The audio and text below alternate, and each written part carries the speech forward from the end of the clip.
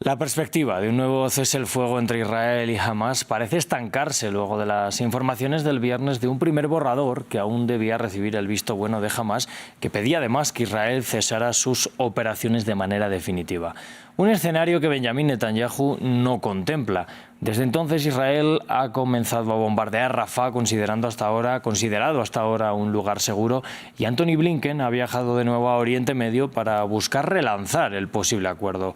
Para analizar estos escenarios, hoy hablamos con el analista en seguridad internacional, escritor y periodista Ignacio Montes de Oca. Ignacio, bienvenido una vez más aquí a France 24 y quiero que empecemos por el final, por este viaje de Antony Blinken que inicia en Arabia Saudita.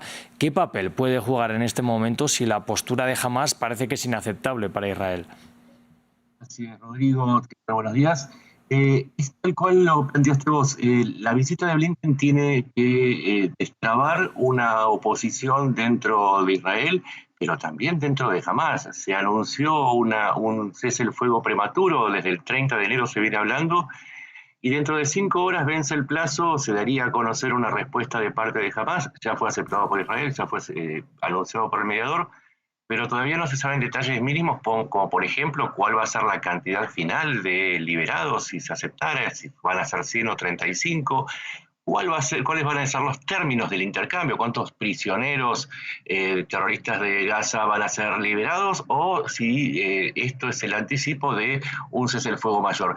Hasta ahora no sabemos nada. Lo que estamos esperando es saber si lo que está ocurriendo en Gaza tiene una salida política o va a seguir teniendo un rumbo militar. Claro, y en esa posible salida política, ¿qué podría hacer Blinken para, pues, por una parte, intentar negociar con Hamás, pero también presionar al gobierno de Benjamín Netanyahu?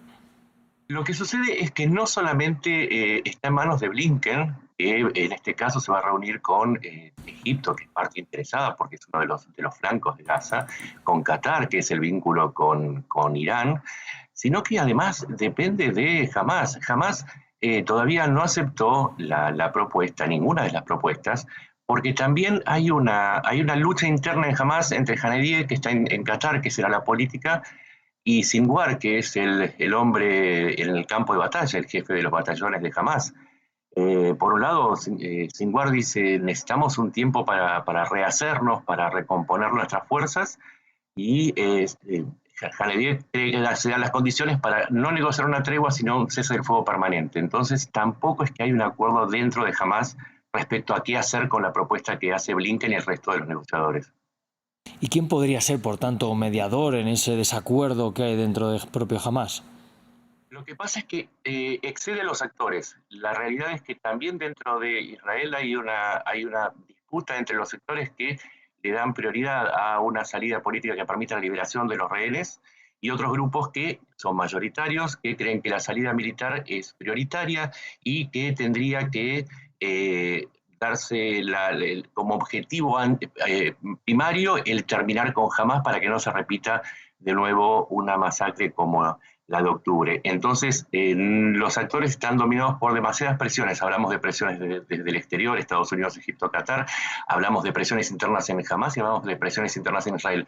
Los actores en este caso no son lo importante. Lo que no se resuelve es tanta presión cruzada y contradictoria que afecta a cada uno de los personajes importantes de esta trama. Claro, quiero hablar de esas pulsiones dentro del gobierno israelí. Estamos viendo al ala más radical que incluso pues quiere que lleguen nuevos colonos a Gaza después de una vez que se haya acabado esta posible incursión en la franja para acabar con Hamás. Y ahora de momento estamos viendo que se está atacando ya también el paso de Rafah, que supuestamente era un paso seguro. ¿Usted cree que también Estados Unidos podría acabar cansado de ese apoyo a Israel cuando no hay un atisbo de solución, o el apoyo de Estados Unidos va a ser siempre inquebrantable? A veces nos preguntan para que simplifiquemos las respuestas, pero la tengo que hacer más compleja y es a la fuerza más difícil de explicar. Estados Unidos tampoco está libre, no es que Blinken llega con las manos libres. El miércoles se va a votar en Estados Unidos la ayuda a los aliados y en este caso también la ayuda a Israel.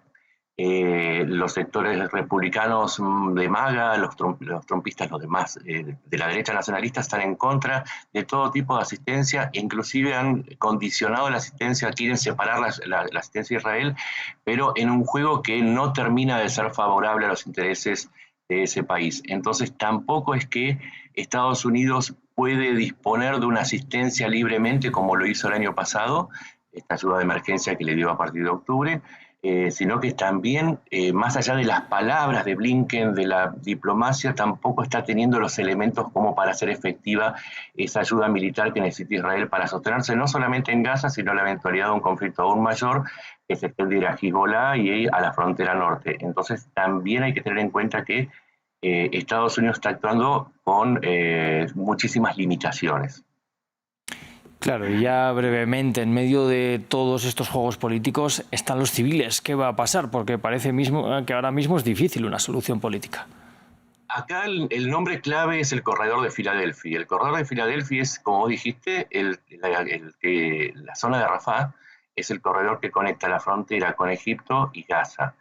Israel inició una ofensiva militar para cortar el paso entre Rafah y Gaza, o sea, entre Egipto y Gaza. Con lo cual, uno de los condicionamientos de la tregua es el paso de la ayuda humanitaria, que hasta ahora lo controlaba Egipto a través del paso de Rafah, pero ahora lo controlaría también Israel. Con lo cual, la situación de los civiles quedaría aún más en manos de los juegos políticos que estuve mencionando antes. Si Israel controla el corredor de Filadelfia, entonces Egipto saldría